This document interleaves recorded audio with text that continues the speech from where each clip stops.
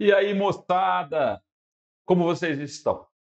Mais uma vez, nós estamos nessa jornada em busca de analisar, observar, entender, compreender como as questões da prova Enem objetivas, que fazem parte do componente curricular de língua portuguesa, são contempladas, né?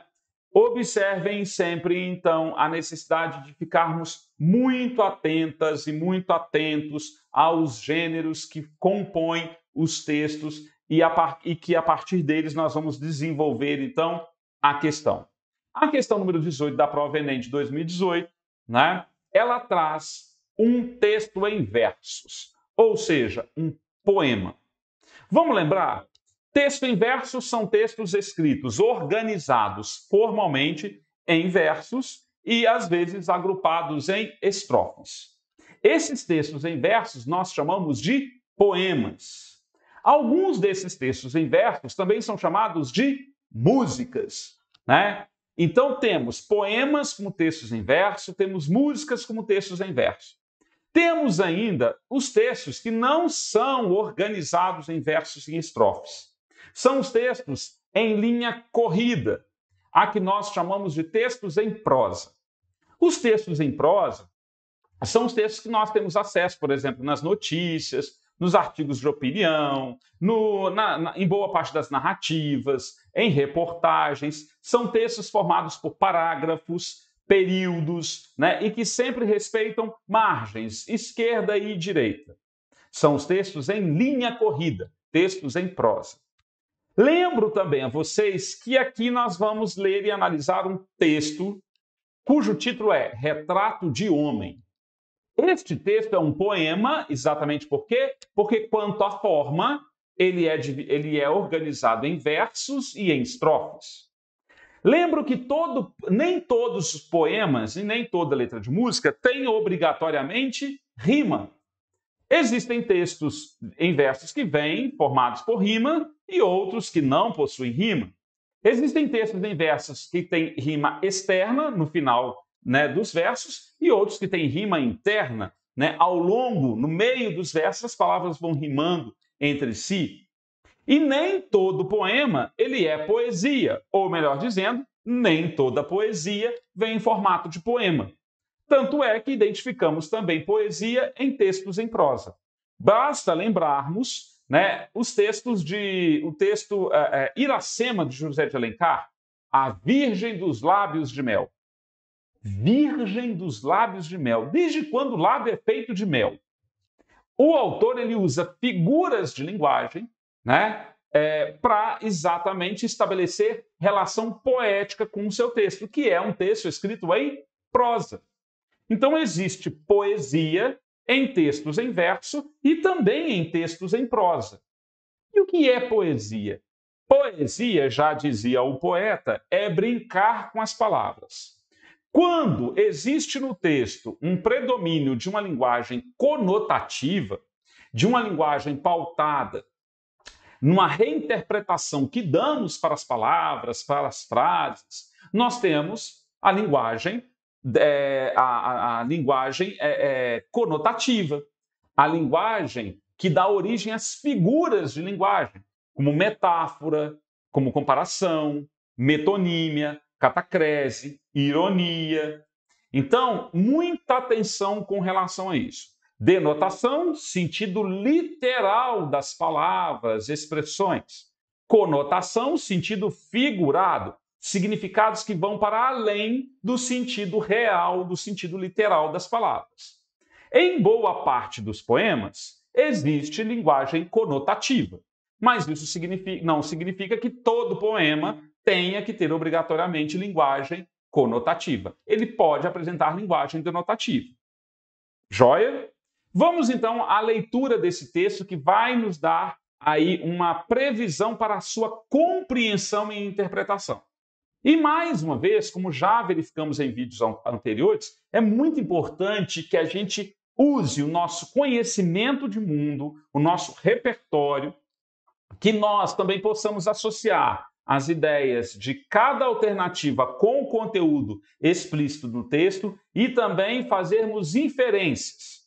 Lembro a todos vocês que é possível fazer mais de uma compreensão de um texto, mas não é possível eu fazer qualquer compreensão do texto. Mas por que isso, Luiz? Porque o texto nos fornece pistas para as interpretações e para as compreensões.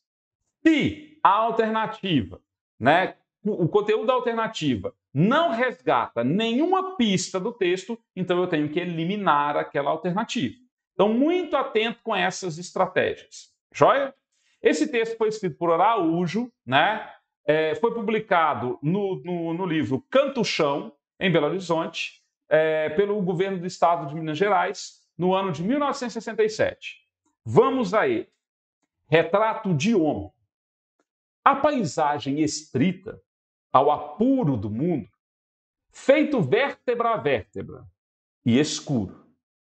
A geração dos pelos sobre a casca e os rostos, em seus cliques de sombra repostos. Os poços com seus lodo de ira e de tensão, entre cimento e fronte em vão. As setas se atiram às margens de ninguém, ilesas a si mesmas retêm.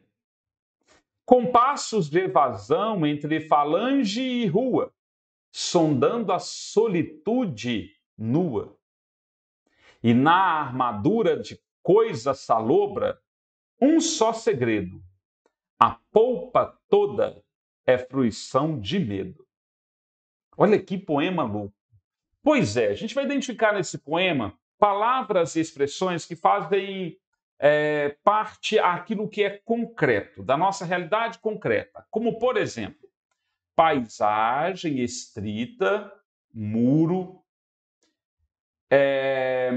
pelos, rostos, casca, poços, cimento, setas.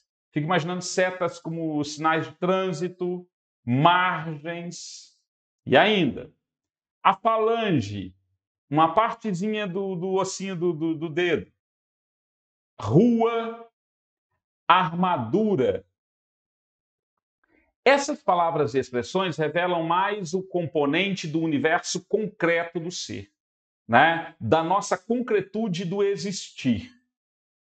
Agora, associada a essas palavras e expressões do universo concreto, nós vamos interpretar um outro universo, que também, além de ser um universo concreto do rosto, do homem, do ser humano, como vértebra, também são palavras que podem ser atribuídas a um mundo imaginário sentimental, como, por exemplo, escuro, sombra. Temos aqui algumas coisas na vida podem ter sido em vão, a ira, a tensão. Temos aqui ilesas a si mesmas, uma linguagem metafórica e muito subjetiva. Temos evasão e solitude, de solidão.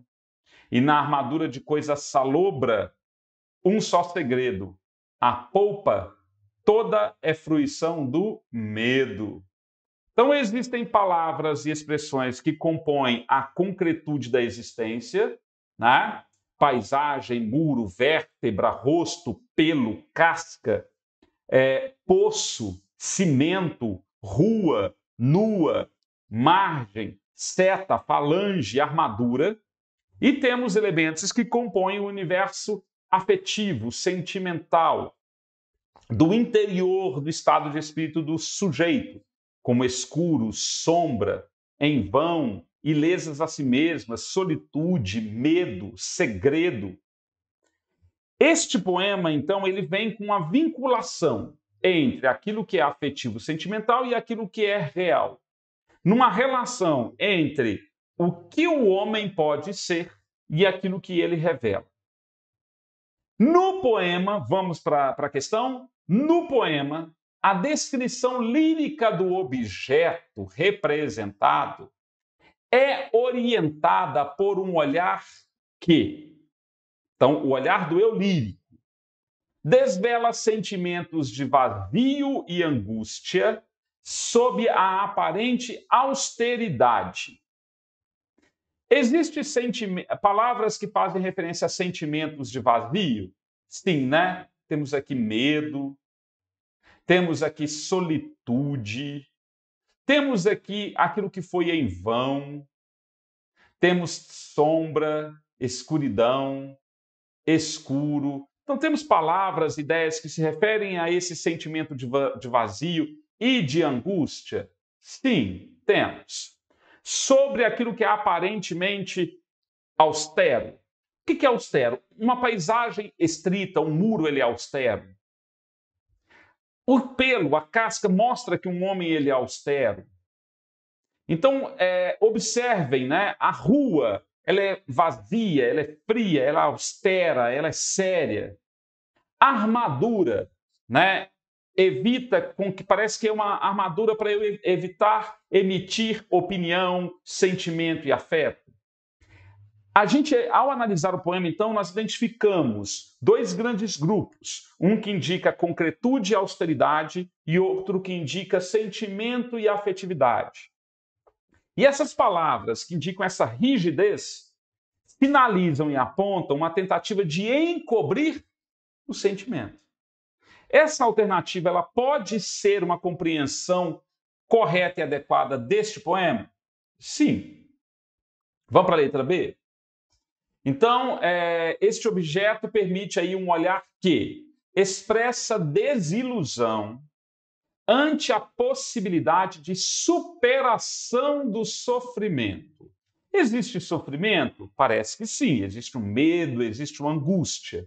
Mas existe alguma ideia que sinaliza, alguma palavra, que mostra para mim, leitor, a ideia de superação nesse poema? Não. Não existe nenhuma pista que sinaliza a ideia de superação no poema. Elimina a letra B. Letra C. Um olhar que contrapõe a fragilidade emocional. Existe uma fragilidade emocional implícita, né, velada? Existe. Ao uso desmedido da força bruta. Em algum momento, nós conseguimos identificar, por meio de palavras, frases, expressões, o uso da força física nesse texto? Também não. Essa segunda ideia da alternativa não é identificada no poema. Ela não está presente no poema. Não existe pista que associa essa ideia no poema. Então, eu vou eliminar a questão letra C exatamente por isso. Letra D. Um olhar que associa a incomunicabilidade emocional às determinações culturais. Em que momento identificamos incomunicabilidade emocional no texto? A pessoa, o eu lírico, o sujeito que se expressa no poema, ele se esconde por meio da concretude das coisas. Não é isso? Dessa austeridade da paisagem. Mas ela não sinaliza que ela tem dificuldade de se comunicar, ou que ela não se comunica. Pelo contrário, ela se comunica, mas de uma forma mais austera, né? Descrevendo uma paisagem mais bruta, concreta. E onde identificamos no poema determinações culturais? Em que período, em que verso, qual a palavra que sinaliza para a gente a inferência de que as determinações culturais, né, elas orientam o olhar para a compreensão e descrição do objeto? Não existe também nenhuma referência a esse tópico no poema. Elimina a letra D. O poema não nos deixa pistas. E letra E. Um olhar que privilegia imagens, ok, existe uma descrição, né, de uma série de imagens, principalmente de paisagens, né, relacionadas à exposição do dinamismo urbano. Existem palavras que fazem referência ao nosso universo urbano? Existem. Rua, por exemplo. Muro, né? Mas o dinamismo urbano, ele é o foco do poema para descrever o sentimento, o retrato do homem. Como o ser humano é deste homem que tem dificuldade de se expressar afetivamente, Tem dificuldade de revelar os seus afetos? Também não. Automaticamente, o gabarito para essa questão corresponde à letra A. Então, relendo o enunciado. No poema, a descrição lírica do objeto, que corresponde ao retrato do homem, né, de homem do sexo masculino, representado, é orientada por um olhar que desvela sentimentos de vazio e angústia. É um homem que sofre, que está angustiado, que se sente sozinho, solitário, sobre a aparente austeridade, mas que não demonstra ter esses sentimentos. Então, esse conjunto de palavras, ele colabora para a gente compreender, de um lado, a austeridade, a concretude deste homem, e do outro lado, esse sentimentalismo, né? Palavras que revelam essas emoções, esse estado de espírito interior do objeto descrito. Está aqui a compreensão do texto e automaticamente a resolução dessa questão. É uma questão fácil? Não, mas nós identificamos aqui maneiras de compreender e interpretar uma questão como essa, que é uma questão muito voltada para a literatura. Turma, obrigado pela presença, obrigado pela atenção e deixo aqui uma dica. Vai lá no site do Te Ensine, nas redes sociais, clica lá e acompanha a gente. Um abraço e até mais!